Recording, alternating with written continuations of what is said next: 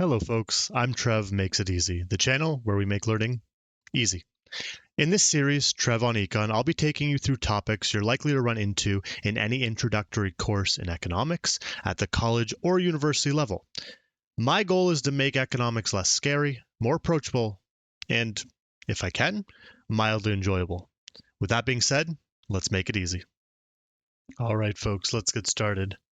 Today we're going to deal with another interesting topic, which is how we really talk about economics. So you'll see by the title that there's really two big camps or categories in terms of how we analyze things in economics. Now, you'll see I use the word analysis. We can use analysis or statements. Both are fine. Some people will say positive statements. Some people say positive analysis. They're effectively the same thing for our purposes, and it's probably not worth worrying too much about. Just be aware you might see both. Now, what these are ways of talking about economics, and it'll seem like kind of a mild thing, but it's a very important distinction, especially when we're dealing with an academic subject like economics. It'll be important to tell when someone is saying something from a positive perspective versus a normative perspective. All right, so let's talk about the difference. Positive statements, we'll just use statements since that's what I wrote just recently. Positive statements, these are statements of fact. Okay, and this is going to mean a couple things for us, but the big thing that it's going to mean is that these can be tested for true or false, right? These are statements where I'm saying this is what is happening or this is not what is happening. And what this is useful for is delineating between what is actually happening or what I'm observing versus what I'm feeling. And we'll see the difference when we introduce normative. But statement of facts are just that. These are statements of something that is happening or isn't happening. With this idea of testing for true and false, this means that when I say a positive statement or give positive analysis, you are able to test my claim and tell me you are right or you are wrong. This is true what you're saying or it is false what you are saying. There is a certain concreteness to it. I don't know if that's a word, but this is a very powerful tool, right? Because I can say a statement, and if you can prove that I'm right or wrong, well, then it's much easier to agree and disagree, all right, from a logical, rational perspective, right? We'll run into that issue in a second. Now, an example of this would be something like the interest rate in Canada is, I don't know, 5.25%. Might be, depending on when you're watching this video. But this statement is just that. It's a statement, specifically a positive statement, because it is very easy for you to now test this, right? Test if it's right or wrong, true or false.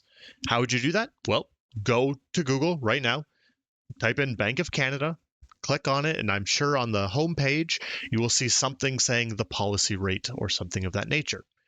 Is it 5.25? If it's not, my statement was false and I'm wrong.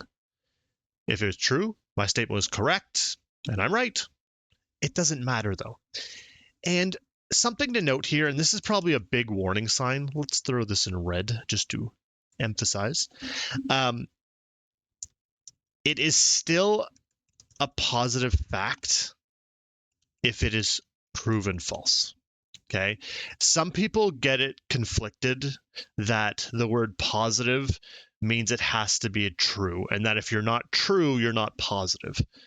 The positive part of that definition, the positive statement, has nothing to do whether it's true or false, just that it can be true or false. So you might have looked up that interest rate. If you did, congratulations. But if you look up the interest rate and I'm wrong, and my statement was false, that's fine. But because you were able to prove I was false, this statement is still positive. All right? You can be positive with a true statement. You can be positive with a false statement. The key thing is that you can tell me whether it's true or false, that makes it positive. All right. Again, big thing here, don't conflate being true with being positive. They can go together. They don't have to go together. All right. So the interest rate in Canada is 5.25, might be false, might be true, but you can test it, so it is positive, right? The inverse of this, or the counterpart to the positive statement, is the normative statement. And these ones are more like statements, oh, can't spell today, statements of opinion, right? And opinions are everywhere, right? You cannot escape opinions. I have opinions, you have opinions. And opinions can be tricky. And the first real trick to opinions, or the issue that they cause, is that these cannot be tested for true or false. Okay? Opinions, while maybe based on facts, reason, logic, whatever you want to say, at the end of the day, a normative statement is not going to be able to be tested. And this is a little difficult to just tell you. So instead, let's show you. So let's take a very similar statement. The interest rate in Canada should be 6%. Okay, 6%. Very, very similar statement. Only change, I changed the number, which I didn't really have to do. But I threw in that word should be instead of is. And right there, you can start to see the difference. The statement is a lot more concrete and defined. Should be is a little more fluffy or floaty, for lack of a better word, but I can't really test this, right? What does it mean that it should be 6%? Do I mean 6, that should be 6 because it would be better for me? Because it would be better for the economy? Because it would be good? What is good? What is the criteria?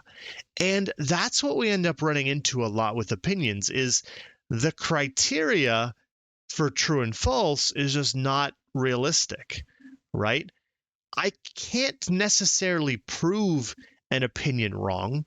I can disagree with it and introduce information to possibly sway an opinion, but outright proving from a logical math standpoint that an opinion is false isn't really something we can do.